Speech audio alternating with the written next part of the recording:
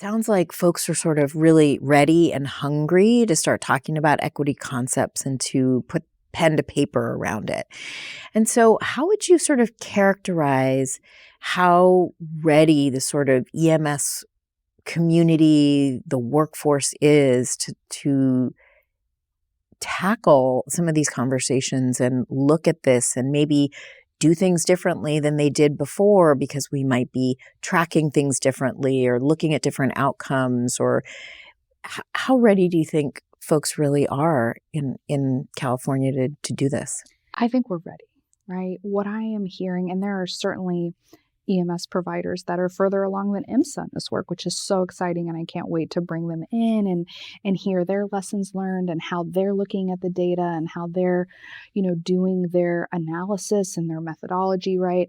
But I think folks are ready to have this conversation. I think it's remaining EMSA, making sure that we remain respectful of the data, that we are always putting it in context and perspective, and we're sharing it back, right? With the local communities, with the providers. I think making sure that we don't collect and collate all this information and then hold it within, that we are really the reconciler, the collator, that we're helping to write recommendations and we're sharing back. I think when folks feel like we'll do all this work and it'll go into a black hole and they'll never see it again, I think that's where maybe the work becomes irrelevant. So I think folks are ready for the conversation. I know it can be maybe a little scary at times, but I think there's not anyone out there that I've met that said, oh, we shouldn't be prioritizing this or it's not the right time. I think folks really feel like it is the right time. And we really have a lot of the cultural infrastructure, the data infrastructure, and we really have an opportunity in this moment in time. I'm always curious. I have lots of thoughts and feelings about it too, but when you meet resistance to ideas and conversations you're having, how would you characterize what that resistance sounds like? Look, I think resistance is natural because change can be very uncomfortable, right? And I can speak to that even personally, right? Change is really hard sometimes. And so I think, everyone might, or folks might feel resistance for different reasons. Some folks are maybe concerned about what the data might tell about their local community. If they know they might not have an equitable accessibility or equitable medical outcomes, or, they know that things may be not where they need to be. I think that regardless of what the fear is, I think, again, pulling people into this space and saying, that's okay. This isn't meant to be punitive. This isn't meant to be a moment where there's persecution. It's meant to be a growing and learning opportunity for all of us, right? I think if anyone was asked today, is the EMS system equitable in California? I don't think anyone could actually answer the question with data, right? And so we want to get to that place for informed policy making, for informed decision making, for informed response.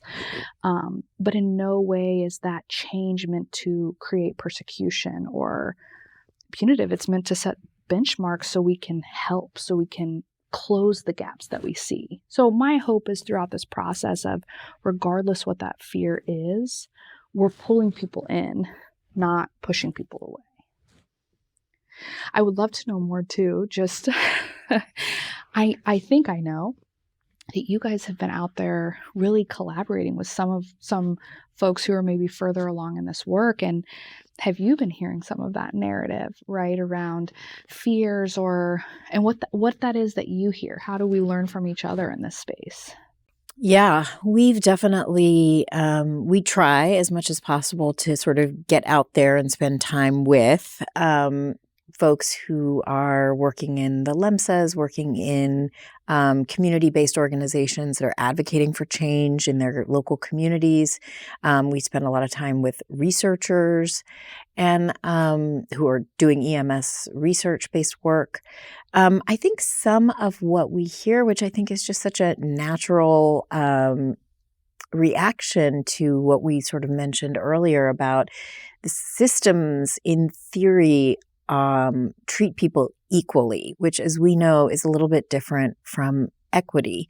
And so I think what we are still seeing and hearing a little bit of, even though we're seeing and hearing lots and lots of enthusiasm for looking at the work differently than before. So we're seeing a lot of enthusiasm for more data, disaggregated data, research studies that kind of show what's happening at a community-wide level or a county-wide level, and definitely at the statewide level. We're seeing all that, and that's fantastic.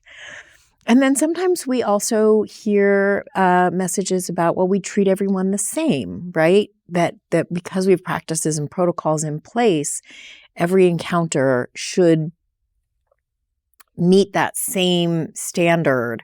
And that, I think, sometimes masks what might actually be happening and what the data show is also true, which is sometimes we don't treat everyone the same, and then sometimes we do, but it doesn't have the same outcome for different populations. And that's where I think the work really is.